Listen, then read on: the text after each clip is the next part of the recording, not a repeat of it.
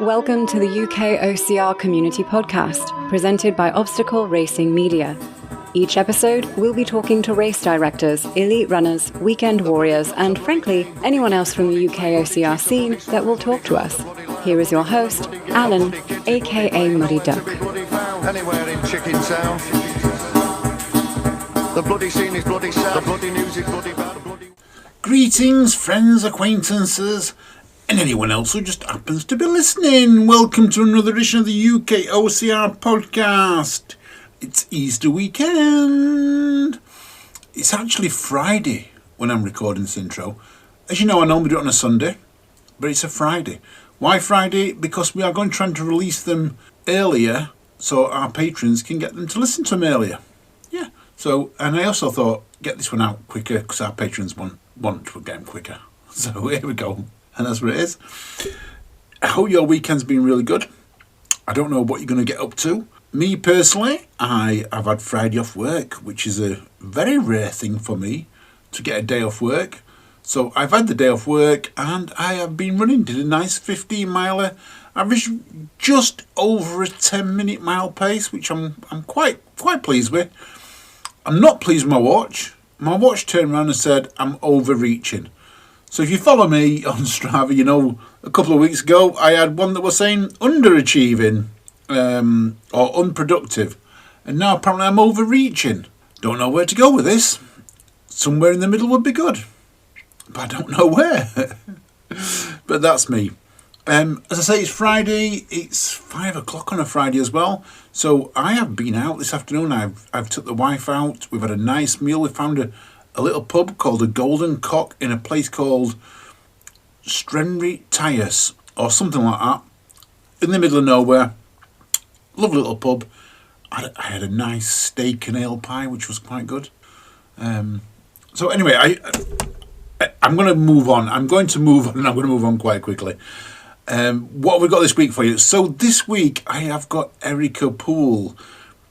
Now Erika's got a story to tell, yeah, and it's a very recent story. Not a lot of people know about Erika, so if you know about Erika and where she comes from, that's absolutely brilliant. Last year she was making a bit of an impact on the OCR scene, and then she went to the Worlds, and 2 weeks before the Worlds something happened. If you know her, you know. If you don't, you're going to hear about it in this podcast. Yes, me and Erika chat about it, and we also chat about where she goes from here. What's going to happen? How is she going to come back? Before I give the game away, let's get into it. Now, this is not an English accent. Where's this accent from, Erika? I'm originally from California, but I've been here a long time, so it's surprising that people pick it up. I've been here 20 years. Wow. What made you come over to UK from beautiful California? So first of all, whereabouts in California? San Diego, probably the nicest bit. Yeah. And what made you come over here? Well, to be honest, I'd always wanted to live abroad. I went traveling in 2002 and met some people from the UK and they were like, oh, it's too bad you don't live in the UK. And I'm like, why couldn't I live in the UK? I could. So because my mom is originally from Germany, but she grew up in Canada, so she's part of the Commonwealth, and I could get Canadian citizenship, so I could come over here on a Canadian working holiday visa. And I thought I was going to come over here for a year, live abroad, go home, get back to normal. Just came over here and I said, I'll stay until I want to go home. And 20 years later, I'm still here. Yeah. Oh, yeah. Wow. Life takes you in weird places, Yeah, it does, doesn't it? That's amazing. When you came over, did you have a job and everything lined up, or was it just because I spoke to a lot of Americans, and a lot of the Americans I've met seem to be very adventurous and they just go with the flow. Was that your case, or was you? Yeah, well, I came over here knowing that I had a 2-year working permit and I could kind of do whatever I wanted. And at the time it was a bit harder to work in your field, but as things kind of changed as I was here, so I could actually work in my field. But no, this was never meant to be long term. This was going to be a bit of an adventure, and then I was going to move back home and get on with the rest of my life. But yeah, the biggest thing was I always said that I'd stay as long as I was enjoying myself. And when you move someplace and then you start to build a support network and you find you find your people and you find the things you like to do, and just kind of kept on going. And then years later I met John, and then at that point I was kind of, all right, I think I'm here for good. Yeah, we did look at moving back to America. We went traveling around the world in 2012 and 2013.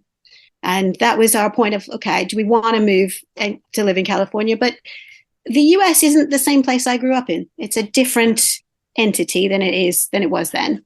And I think actually now this is the better place to be. So yeah. What do you miss of the old USA then? I miss. Well, first of all, California, I miss the weather. It is stunning. You have the beach, you've got the mountains. Like, it was a fantastic place to grow up. But the country's really different now. It's very divided. It's very political. Didn't used to be that bad. You used to have disagreements with people and then you kind of move on. And now it seems very, very opposed. And I don't know. It's just not the same. It's really not. And you're in England now, where we're absolutely all happy and let us larry with our politics. Well, it's definitely, you've got your differences here, but it's definitely not as polarized as it is there. And yeah, I mean, things here are a little bit like on the lighter version of that. You can still have a proper friendly banter with people over politics, but I don't think that's the case so much in the States. No, I think depending on where you live in the UK, depends on how heavily you are into politics. I guess we have a lot of north-south, east-west divides and things like that. But we'll not go down the politics route. No. Instead, you said you came over here, you built a network. Obviously, now you're in the OCR support network, and that. How did you find OCR? Where did it come from for you?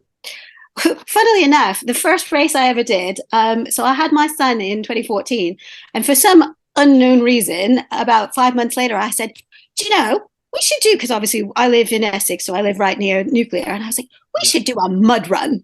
And so I got one of the other mums and three of the dads, and so we did one of the nuclear races. We did I think it was Blast, actually. So we did a 5-lap, and I think the boys did 2 laps. The boys did the 10K. And yeah, just for no particular reason other than I thought it was a good idea. 10 months postpartum, probably a horrendous idea looking back at it. But just did it and was really, really not in the best shape, obviously. But I enjoyed the camaraderie. I mean, people were helping me up the wall. I remember that. No, there was no way I could have made it up the quarter pipe. And but I remember loads of people helping lift me up and over and the walls and everything. But funnily enough, the next year, John said to my husband, John Poole, he races, and he said to me, "Do you want to do nuclear again?" And I went, "Nah, no. Once, yeah, that was good. I enjoyed it, but yeah, no, not really for me." I know, right? Yeah. No, I can't get it. Normally the stories go, I did it once and I loved it and I fell in love with it. You're like, no. So you said no to him. Yeah. And then what? Did he force you? Did he drag you along? No, so he did it the next couple of years, just a bit like here and there. He didn't do all the races. And so 2016, 2017. And in 2018, he started to get a bit more serious about it. And he did all of the nuclear races. And he made it to the World Champs. And he did the World Champs when it was at Wild Forest as well. Yep. And when COVID hit, so my background is, for those who don't know, is I actually come from the circus world. I'm a circus performer. I've been an aerialist for 15 years. Again, something I started just as a whim. I saw an advert for people rolling down silks, BBC ident. And I said, I want to do that. So found a place in London that did it, the National Centre now. It wasn't then, but now it's the National Centre for Circus Arts. And just started it, fell in love with it. And so I had upper body strength already to start, and I had core strength. But when lockdown hit, John said to me, you know what, I'm going to sign you up for the races this year. Let's just do them. Let's just do them. So I said, okay, fine. So I did, and obviously they were a little bit off time-wise because of COVID. But I did the one in May, and then was like, that was all right. And he said, if you start doing some running, you would improve your time. So all right. So I started running. I mean, this is COVID. What else could you do? I wasn't teaching because all my circus classes, because at this point, I mean, I've been a circus coach now for 8 years, but all my evening classes were stopped. So all I had time to do was, homeschool my son, do my little bit of work. I was furloughed and train, exercise. So so I started running and it was actually ended up being, I think Rush was in October, did that. And then went, you know what, actually, if I start properly running, I might be all right at this. So started running in November of 2020. Had never run in my life, was always the type of person that hated running. I just never could understand how people would enjoy it. But once the summer of kind of fitness really got my cardio fitness up, and I was like, well, this actually isn't too bad. And after 40 some odd years, I found out that I'm actually a distance runner. So there is no one in my life before OCR that would believe that I would become a distance runner. I tell you that right now. I think it shocked pretty much everyone, including myself. And then, in May of 2021, John pointed out, he said, you should start coming to the classes at Wild Forest, because if you worked on your technique, I reckon you could actually be pretty decent. So I started doing the OCR racers course, and there used to be a obstacle masterclass on a Saturday morning, and just really fell in love with it then, and then started doing the races properly last season. Awesome. Before we come on to your achievements, I want to take a little step back to the aerialist, to the circus side of things, because I've actually got this down on my notes here. I put big letters, need to talk about being an aerialist. Yeah. You mentioned there your circus. You teach people that go into like the circuses and things like that? No, kind of, but mostly I just teach people who do it for fun. So I got into it for fun because I thought it looked, I've always liked fitness, which was a bit not the gym, a bit out there, which doesn't surprise me that I've got into OCR, and I fell in love with it and just started taking recreational classes. And then after a few years, started teaching. So now I teach in 2 places in Essex, and it's mainly just people who do it for fitness. But over the years, I've got a number of people who are good enough to be professional. So I started my own aerial performance troupe a couple of years ago, and we perform all over the home counties, corporate events, festivals, fairs. Yeah. Wow. Yeah. So basically you've got your own little circus. This is like I've never met a circus owner before. Well, for example, like sometimes, I mean, if you go to a festival or something, you might see us. Or if you go, I mean, I had a really fabulous performance last year. I got to perform at the V&A Museum, which was amazing as part of an art installation. And that was stunning to be able to be performing in the Raphael Gallery with, old masters' paintings all around me, and performed at the Shakespeare's Globe earlier in the year as well. So I've got. How dangerous is it? Because it looks super dangerous. When you're on them silks and you're rolling down, and how dangerous is it? It can be. I mean, you have to know what you're doing, because if you let go, you're falling 15 feet, 30 feet. But it's the same with OCR. You've got to be careful because you can easily hurt yourself. But if you know what you're doing, the chances are less. But it's all about knowing your strength and knowing what you can and can't do, and being as safe as you can be in a risky sport. Yeah. You touched on earlier on about that helped you with the upper body strength. Is it also? I'm going to guess there's a lot of technique in what you're doing on them silks. There's a lot of technique, a lot of practicing the same thing over and over again to make sure it's right, which then you go to Wild Forest and you do exactly the same thing on the obstacles. What did that put you in good stead for coming to them obstacles? And you got that mindset, I need to practice this to get better? Well, it's interesting because everyone just assumed that I'd be really good at things like monkey bars because obviously I hang a lot. But it was actually the other way around. I've got the strength to do it, but in circus, you don't move. You are holding on to something. You don't let go, and you move around the piece of equipment, either it be a hoop or the silks or whatnot. So I'd never hung from one arm and swung before. And the forward momentum and the flow is a totally different thing. So even though I had the strength to do it, the grip strength and all that, it was learning how to flow. And things like laches are completely alien to me because we just do not let go. so there's a lot of things that helped, like having the upper body strength to start, having the core strength, having the flexibility. That's been a massive thing for things like getting over walls. That comes kind of easily to me. But the biggest thing, and some of the people who've coached me, Dean and Scotty and whatnot, will have seen, I sometimes struggle with the things like Gibbons, and it's taken a while to get that into my body and into my head. Yeah. I mean, when it comes to coaching, you haven't necessarily stayed at one place. So we see a lot of OCR racers stay at one place. You've been to the PT barn, you've been to Wild Forest, Team Grit, Sean and Jess at Team Grit. Yep. I think you work with them as well.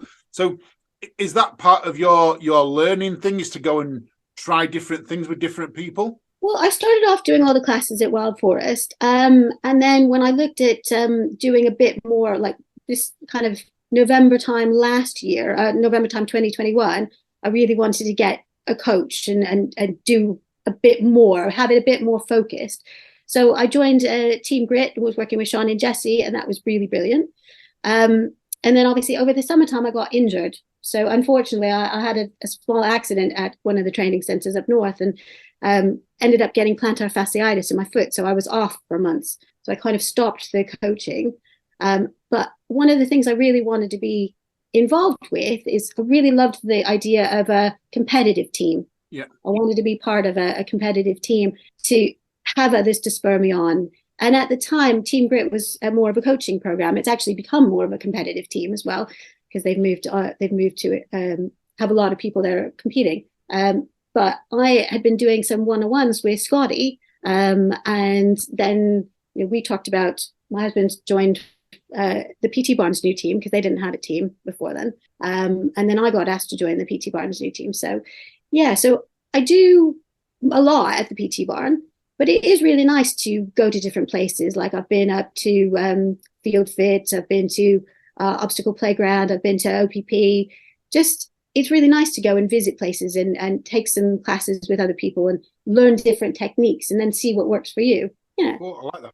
Will we see Team Grit in OCR this year? Because they've made a massive impact in the high rock scene. Will we see them in OCR, do we think? Oh, I definitely think so. I mean, that's the great thing, is I'm still part of the Team Grit community, and they check in on me, which is fantastic and really, really nice. And so I still might, there's a meetup later on this year. I still might go to that if I can. So it's just the community itself, the OCR community, I think has been amazing all around.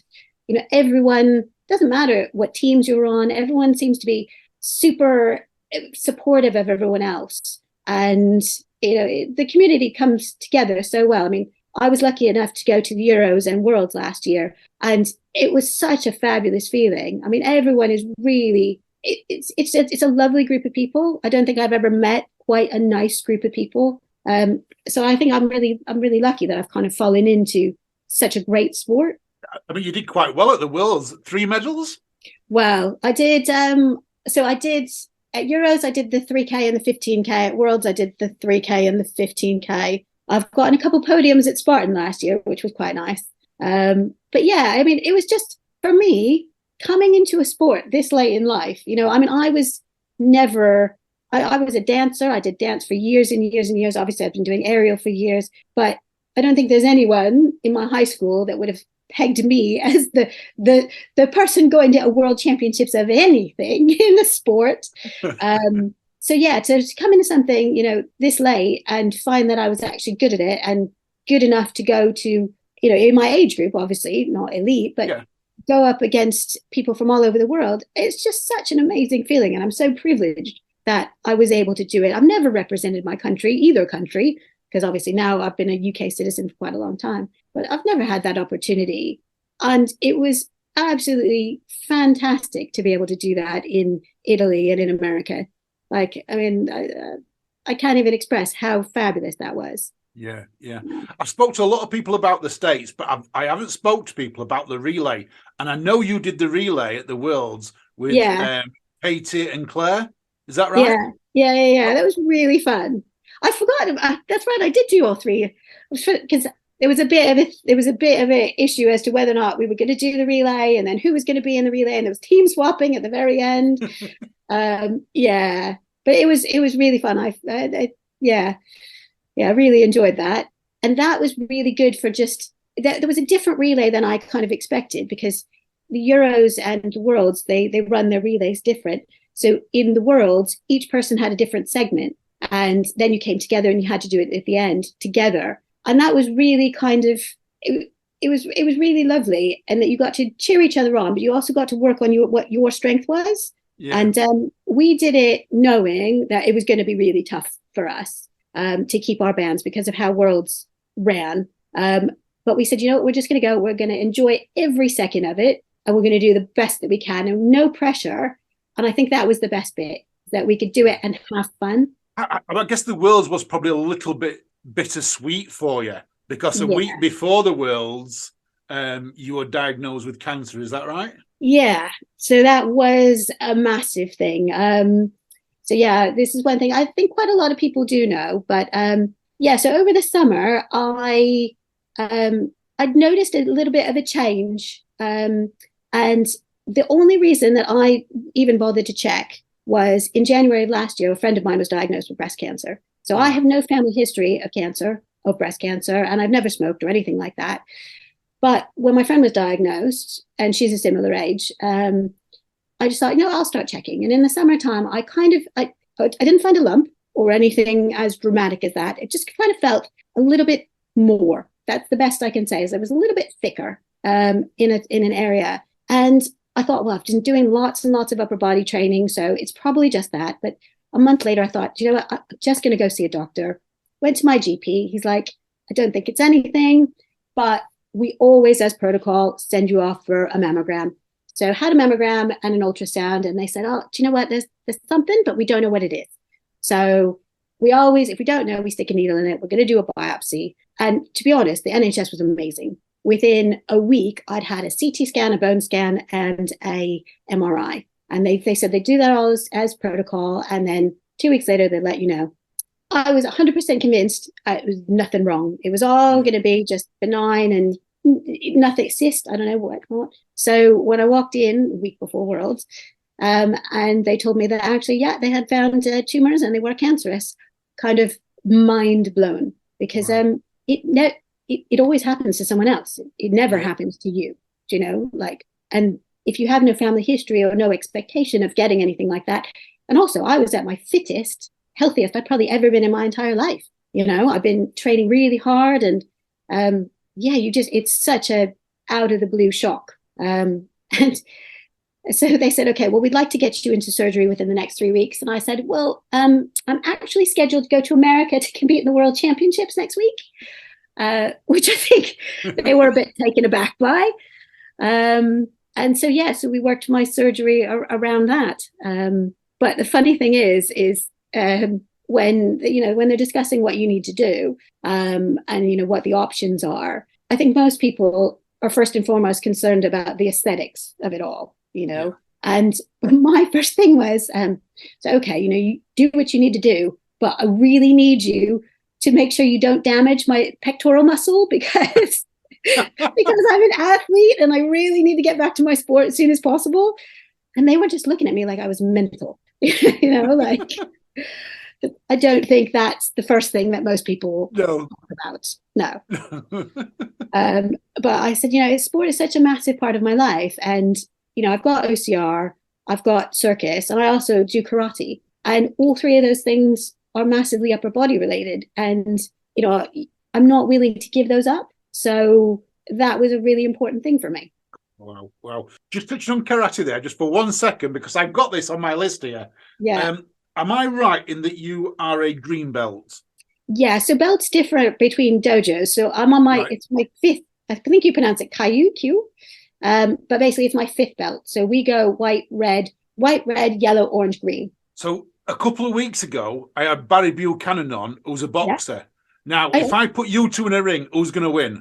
That's what I want to know. Me and Ian's had a little bet. I reckon you're going to be able to take Barry down with a couple of leg sweeps or something like that. Oh, I don't know. That would be an interesting one. Because I bet you, because he's strong, I bet you he punches really hard. So I'd have to be really quick, and maybe fight a little bit dirty. You're my winner. That's it. Barry, it's on. My Well, money's on Erika. I know he comes down to the PT bar, and so the next time I see him, I might have to be like, It was Alan's fault. Go back and sort Alan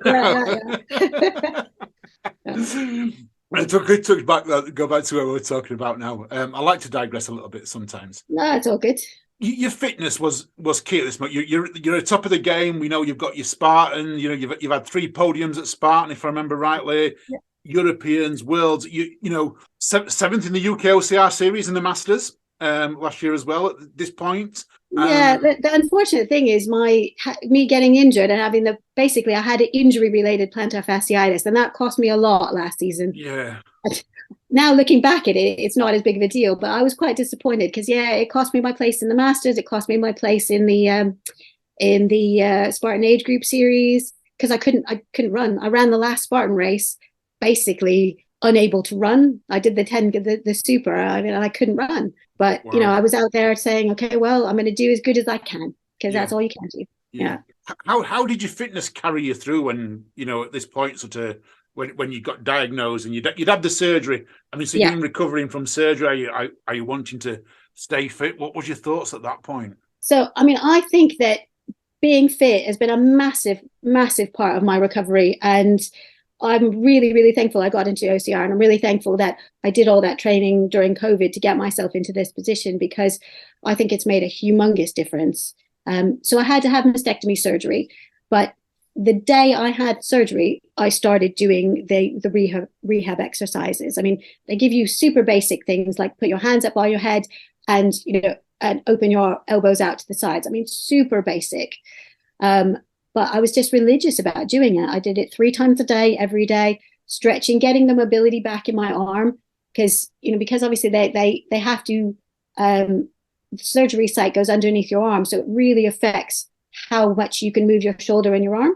And you have to build that back up, and you have to be able to stretch that.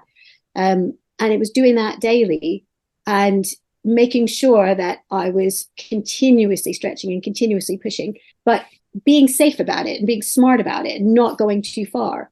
But I mean, I was only off teaching circus for 2 weeks. And Wow. I was teaching from the ground for 2 weeks, obviously wasn't in the air. But at 4 weeks, I realized, when I held my arms close to my chest, so in circus, we call it short arm. In OCR, it'd be more like the lock off position, where your hands are up and but your elbows are right in tight to your chest. That didn't affect my range of motion. Like I could hold my strength there. So I started climbing a rope at 4 weeks, and I could do that quite easily. And then when I realized I could do that, I thought, okay, well, what about in circus? You go upside down. You turn yourself upside down. We call it inverting. And I could do that at the same time, because it didn't need me to go into a long arm position. So as soon as I started that, I went, okay, I can. This is good. Like I've got a starting position. I'm not going to lose all my strength because I can still do a lot in short arm. And then it was just week on week trying to get my arm to extend all the way up, and then starting to put a little bit of weight in it, a little bit more weight in it, hang from both arms, and then hang from the arm, my bad arm, and then start to do pull-ups. And at 12 weeks, I did the Wonka bars at Wild Forest, and I was over the moon. Yeah, I was absolutely so thrilled to know that I could put all that weight on, and I could do the rings that day. And it's just being able to put all that weight, because obviously when you're swinging, when you're doing gibbons, then you've got your weight plus gravity. Yeah. And that was kind of the last big piece of the puzzle to get back. And was you very skeptical that first time when you went with your arms long, and just was it one of them like, oh my God, what am I going to do? Will it be all right? Will I, Well, it was a slow process. Like when I was hanging from my arms, but I was keeping some weight on the ground, and then I was taking some more weight, and then I was able to hang. So I wouldn't, it's like anything, is you've got to keep pushing, but you can't go too far, because otherwise you'll regress. You'll end up hurting yourself. I likened it to stretching for the splits. And if anyone's ever tried to do the splits, it's every day until it's uncomfortable, but not painful. And that's kind of what this was like. But, 12 weeks to come back from, a pretty massive surgery. And then after that, it was just really pushing to get my strength back. I'm probably about 95% there. There's only a few bits that I'm still struggling with. And that's like closing down the shoulders. Like if you're going from a dead hang to fully inverted with your like a needle with your legs in the air. Yeah. You know what I mean? Yeah. That's probably the hardest bit. That last bit of shoulder strength. Yeah. Yeah. Was it? I mean, you've got your own rig in the garden. Was that what you were training on? Is that was like you was like sort of just taking that stage that how far can I go? No, because unfortunately it was winter time. I mean, Right. and the weather's been we've had a pretty rough there, I reckon. There's not been a lot of outdoor training I mean, at the PT barn at least, things are covered. So you can do rings and stuff undercover, whereas mine isn't. So a lot of it I had to do like in kind of my circus, like when I was teaching my circus lessons. And part of that is also twice a week, I've got to do it. So you don't have that excuse of, oh, it's wet, it's cold. No, twice a week I have to teach. So I'm there and I'm gonna practice, I'm gonna stretch. So I think that's been a really good thing for me as well. Wow. Who built your rig, by the way? Oh, it's Foz. It's a Foz rig. Oh, yeah. Right. So Foz built it. I mean, so it looks pretty cool. It looks a nice piece of kit. Yeah. Well, I have to give a shout out to my husband. To be fair, I reckon that's the reason that he got me into OCR, so that I would agree to spend money on a proper rig. See, not even kidding. And he always says, because Alex Young has a similar rig, and he went to Foz and he said, I want one like Alex's, but can you just make it just that tiny little bit bigger? Just so we can have one over on Alex. But no, I can't wait for the weather to clear up a bit more, just so I can start to use it properly, because it's only been the last few weeks that it started to get nice enough to use it. It must be quite easy to get Christmas presents, though, because all you've got to do is give Foz a ring and just say, can you make something for John for the rig? Wow. We actually, it was good. When we went to Euros, we picked up some Toros pieces as well, because obviously Euros was really technical and there was lots of stuff that we'd never tried before, like the discs and balls and things like that. So it's quite good to get some unusual things to train on. I mean, my nemesis is still nunchucks, so I need to work on those. We got some really grippy nunchucks from Toros, which was quite good as well. I like Toros. I've got a couple of Toros bits and bobs that they're very strong, very very well made, and very grippy, which helps. Very grippy, especially for the nunchucks, because that's the key thing I need to work on, I reckon, is nunchucks. Well, and doing things in short arm, keeping myself locked off is, there's always stuff to work on, isn't there? Always stuff. So while you was in recovery, did you catch it with the running? Did you focus more on the running? I know you were stretching with your arms, but was you running more? What was the situation with that? Well, I decided that I'd do a 5K, a park run at 5 weeks post-surgery. And then the next week, I don't know why, but because I'm a part of the Nuclear Racer Striders team. And I was like, do you know what? I'm going to do with the Essex Cross Country Series, having never done that. And then rocked up there and realized that these are all proper runners. What am I doing here? So that was a brilliant idea, but it was good fun. I enjoyed that.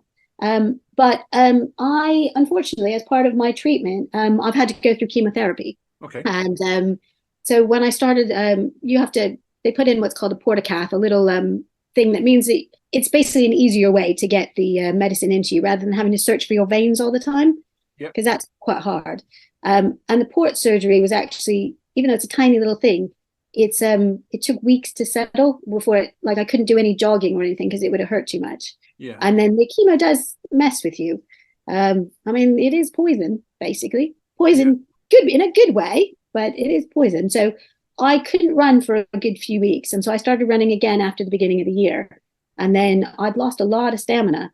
And the strength has never really gone, but the stamina. So I've been building that up. And I've been working with Andrea Burkes, who's been kind enough to put together a plan for me. And, I've had to modify it a lot because I couldn't run. Like I saw the plan and I went, okay, not yet.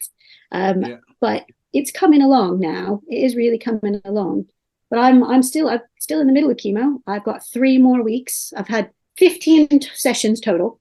So I've had 12 so far. I've got 3 more weeks. But I mean, I think people have been really surprised at how much I could do because I've not stopped anything. I'm still teaching, I'm still coaching, I'm still training. I think the biggest challenge for me, and I think this is probably the same as a lot of people who have an injury, is I don't know how to give myself grace. I'm not very good at it. I know I've got a hugely reasonable excuse for not being at the top of my game. But I went to one of the PT Barnes winter training sessions a few weeks ago, and I got really upset with myself because people were doing three laps of this circuit, and I could only do 2 laps. And I know reasonably everyone else is thinking, I mean, I can't even believe she's here. She's on chemo. Yeah. But for me, I'm sitting there going, why am I not as good as them? How come I can't keep up? And I think it's really hard. I think even if you've just got an injury and you're coming back and you're from rehab, and it's really hard not to let yourself have that excuse. If you're competitive and you want to be the best, and you were in a really good position and now you're not where you want to be, I think it's really hard. Yeah. And I don't know if anyone has any suggestions on how to not be so hard on myself. I'd love to hear them. I think it's a positive thing. I'm going to be honest here and say I think it's a positive thing, because I think you're right. You can sit back and you can wallow in self-pity and that, or you can push yourself to another extreme, not to another extreme, but you can push yourself to a point where the endorphins kick in. And you are probably a little bit. I speak to people quite often who are going through some major injuries, and they tell me that they push the bodies to a thing, but if they didn't push the bodies, they'd never know exactly how far they could go. Yeah. And that's I guess that's one of the reasons why I do it. I push my body as much as I can at my age, because I don't know what my limit is. I've got an 100-miler this year. I don't know if I'm going to make it or not. I've never run over 50 miles before, so. But you don't know unless you try that thing, and this is the thing with you, isn't it? You don't know, but you're coming from a little bit more of a. You were at the peak. As this hit, you were at your peak for your age. Yeah. You were right at your peak. I remember talking to people, and we were talking as the Worlds were coming up. Was like, where's Erika going to finish? She's going to get a podium at the Worlds. What's she going to do? But we were. There was talk. Yeah. No, but there was talk like that, and it was like, where will you finish and things like that. And then this hit, and it's. But you're aiming to get back to that peak. You've got it in your mindset, haven't you? The mental grit. So I finished. I think I might be a bit crazy. I finished chemo in 3 weeks, and I'm doing Spartan in 4 weeks. Yeah. Yeah. Well, John offered me he had a ticket to the Brentwood Half Marathon, and a couple of weeks ago, and he was like, well, I don't think I'm going to do it. Do you want the ticket? And I was like, well, I've only run 10K, but I went and asked my oncologist. I was like, what do you think? And he just went, he went, you would be able to get around that course. I've got no doubt. He said, but if I know you can get around it and you know you can get around it, why are you trying to get around it? He said, are you trying to prove that you can do it on chemo? And I was like, maybe. Maybe. And he's like, you don't need to prove anything. And I'm like, okay. And I know it isn't sensible, because he said, you'd be doing it and you'd probably just be whacked out for the next 2 weeks, because you would drain your body, and your body's fighting these chemicals, Yeah. So what would be the point? And he was very sensible until I was sensible, and didn't do it. But yeah, I would have. How does the chemo affect your training? You said earlier on that Andrea put this plan in place and you was adapting it a little bit. Does it knock you for 24 hours, 48? How does it affect you? I've been really lucky, and this is why I attribute it to the fitness. I think that I've had very few symptoms, very few of the side effects. I mean, you hear people that can't get out of bed, you hear all sorts. And I bought all of the medicines, over-the-counter medicines that you're supposed to have, because there's all sorts. You can have mouth ulcers, you can have constipation, you can have diarrhea, you can be nauseous, you can be sick, everything. I've been really lucky. I haven't had any of that. And I think it's because I attribute it, I could be totally wrong, but to the fact that I'm in the shape that I'm in. And I think it's just let the medicine do its work, and it's not giving me the side effects now. That could be wrong, but that's how I see it. So I just try and do as much as I can. But yeah, when I went to try and do the first week of training of the program, I went, I can't run this distance. I could only run like 1.5 K. And I've worked that up now to 10K without stopping. Right. But it's, it does drain you. It's harder than it would be without it. So I'm hoping that in 3 weeks, once it's all done and then it clears my system, that I'll find the running easier. I'll find everything easier. I get tired easier now, but I mean, there's a lot of people that couldn't do this at all. So I count myself grateful that I can. Definitely. Yeah. Was it? Did you said then like from 1K to 10K? Is it every time you have chemo? Do you go back a little bit in terms of that running stage, or are you at that peak now where you can have the chemo and then go back to 10K? Or no? So for the first 3 infusions, they call them infusions, I had a really like harsh, really heavy duty chemo, and that was when I wasn't running. It wasn't that I didn't feel well enough, but I just had the port surgery and everything as well. And that does knock you for 6, even though I didn't have it as bad. I would feel under the weather for a good few days, and then it would kind of get better and better and better. And then by the time you're totally fine, you get it again. But in January, I started weekly chemo, but it's a lot milder. And so that's when I've been able to start running. And now I'm building it up slowly, but it was like 1.5K and then 2K and then 3K and then 5K. And, I'm still well off my PBs, but it's, I'm going to get out there and I'm going to do it. And like I said, with Spartan, I'm going and I'm going to show up and I'm going to compete age group.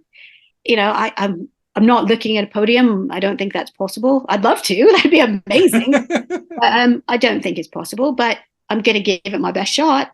I think I'm now feeling, I've had some sessions with Scotty recently, and I'm now feeling really confident on the obstacles. So we'll see how far I can get in my running fitness in another month, and, just see how it goes. Yeah. That sounds like special. So 2023, now let's look towards this year. We've got Spartan coming up. What about time trials? Because I know last year, pre-cancer, you were doing a lot of time trials. You traveled to like so many places to do them. Is that the plan for this year as well? This year, I've got to say, I've unfortunately, I probably got to write this season off, because I'm gonna do Spartan, and I'm probably gonna do nuclear in May, but it looks like I'm gonna have to have one more surgery.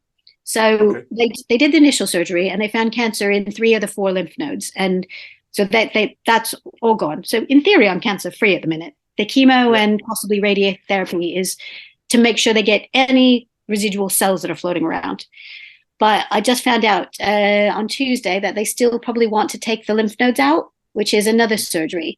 And it's not a big surgery. It's actually a tiny little keyhole surgery. But because of how it affects your arm, I'm probably going to have to start from scratch on the rehab of the arm and the arm motion.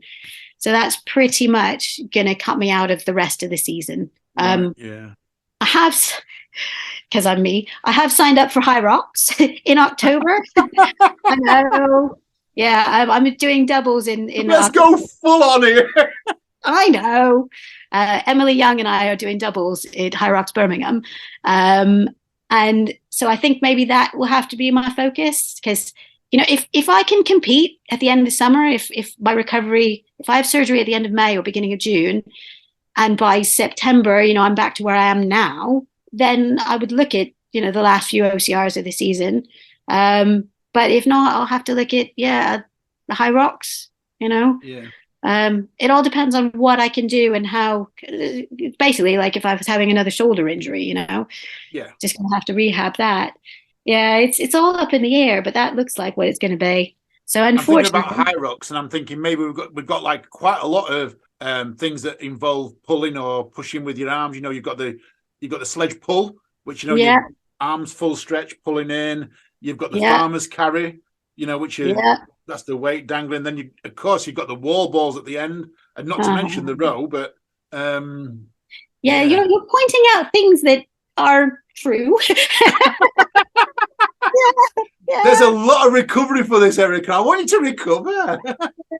Well, we'll see. So I mean, I don't know what it's going to be like, and I only found it so I signed up for High Rocks a few weeks ago, and I only found out about this the other day. But I mean, I probably wouldn't have expected to be where I'm at now in terms of ability. So we'll see how it goes. That's all you can do. But I'd rather plan and then have to defer, or give my spot up, than not have anything to aim for. I think that's a great attitude to have. Set a goal and strive to achieve that goal. Yeah. I mean, through all of this, throughout this recording today, I've got to say that your mental attitude to it all, your mental strength is shining through.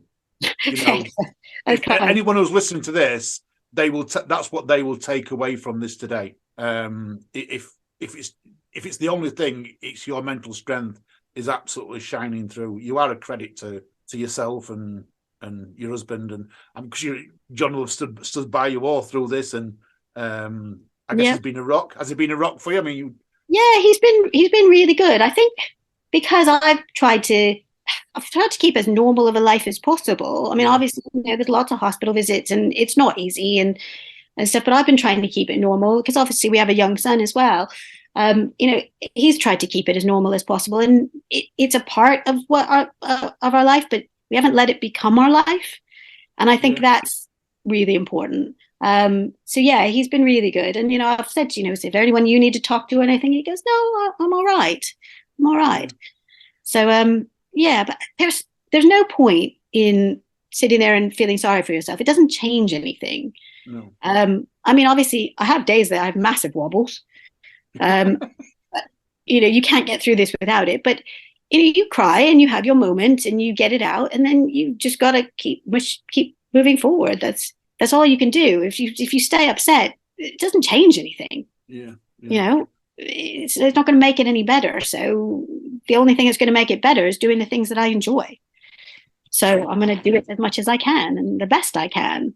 So definitely. I need to convince John to come up to Total Warrior to run this year, and then me and you can be rabbits for the day, and we can chat and do films. So John, if you're listening to this, you need to be booking Total Warrior so me and Erika can go run Total Warrior. Is there space still available? Yeah, there is. If they've changed it. So based on your feedback, so this is another thing that a lot of people don't know. We've spoke before about Total Warrior quite heavily, and you gave us feedback, and that feedback went direct to Total Warrior, and James Burton and Total Warrior have been in deep talks. There's going to be a lot of changes up there this year to make that race much fairer, much more competitive. So Total Warrior and UKOCR and British Obstacle Sports have worked together based on the suggestion that you made, and some that we saw, but a lot of it was based on what you gave us. Is some big changes at Total Warrior. Oh, brilliant. I mean, it's been hard for me because I haven't been able to book anything because obviously I didn't know what the scenario was going to be.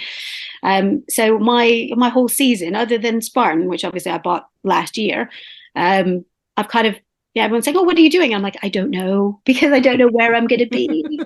So I have had sent a few messages to people saying, if it's possible, can I be added? Like I was really hoping to go to Tartan Warrior, this up in Scotland, but and Gavin was really kind enough to say, yes, just let me know. But then I basically got the notice from my doctor saying, no, while you're on chemo, they really don't want you running through like streams and mud and bogs because of risk of infection. So I had to not go. But I've kind of been saying to people, if there's any way that you could add me in at the last minute, if I could do it, because I'd love to do it. And people have been quite good about that. But I mean, I still want to be around. John's still going to be competing this summer. Yeah. So, if I can come and marshal or help, then, I'd be more than happy to. Yes, of course. Before I let you go, is there anything else you want to add to today's podcast? Say thank you to anyone you can. The floor is yours, Erika. Well, I just want to say the community has been amazing. I mean, a lot of people found out, because I did tell some people about the cancer diagnosis at Worlds, and lots of people were super kind and sent little packages and sent me lovely messages and have checked up on me over the course of the last few months, and I really, really appreciated it. I mean, some of it was just so unexpected that it really moved me. And I think the support from the community, and just not even just for me, but for other people that have been injured or unable to compete or had any issues. I mean, I'm really grateful to be a part of it. And I just think the people in it are so fantastic. I mean, there's too many to name, in all honesty, but everybody who has messaged me or contacted me, they know who they are. And I really want to say thank you. And to the people that work with me and coach me and help me in various ways, I couldn't do it without them. So I'm just really happy to have found OCR, and I love this sport, really enjoy it. brutal and it's cold and it's wet and it's muddy and it can be awful and it can wreck your hands and everything. But, if there's any chance that I can keep doing it after all this is done and dusted, then you will see me at every start line that I can be at. One last thing, actually, I do want to leave you with is just, if you can, remember, tell all of your female friends, and actually male friends as well, because men can get breast cancer. It's more rare. But check yourself, and if you have any sort of change, not just a lump, but any sort of change, anything feels different or looks different, just get it checked out. Because as the radiologist said to me, she would rather see 100 people that it was nothing. And, people don't go because they say, oh, I don't want to waste anyone's time. They would rather see 100 people that are like that than see one person who didn't come and who did have cancer and they've caught it later or too late. So any changes at all, just make sure you take it to a GP and go and have a mammogram. Doesn't matter what age you are. It can be as young as 20 all the way up until past the time that you're planned to get mammograms. It's really worth it, and it could save your life. Well, I wish you all the best in the recovery. We will keep in touch, and hopefully we're going to get you on later on at some point. You can tell us all about how 2023 has panned out. Well, yeah, hopefully better than it's looking at the minute, but you never know. Maybe So I thought 2023 was going to be my year. I was going to work really hard this summer or this winter, and I was going to hit it. It looks like it's going to be 2024. So watch out next year, because I'm coming back. And if I can, I will be chasing all of those of you who are super strong. I mean, I've been really impressed with what I've seen of all of the people that I compete against. They've been working very hard, so they're going to be very hard to beat. But I'll give it a go. So just don't count me out yet. Thank you, Erika. Thank you. Well, there you go, Erika Poole. What an amazing lady she is. Not going to hang about. I'm going to let you get off. I'm going to let you enjoy whatever you have got left of your bank holiday Monday. What I am going to say is thank you for listening. It's been a pleasure bringing these podcasts, and hopefully there's going to be plenty more to come. Don't see why not. But anyway, thank you very much indeed. You take care. Speak soon. Love you all. Bye.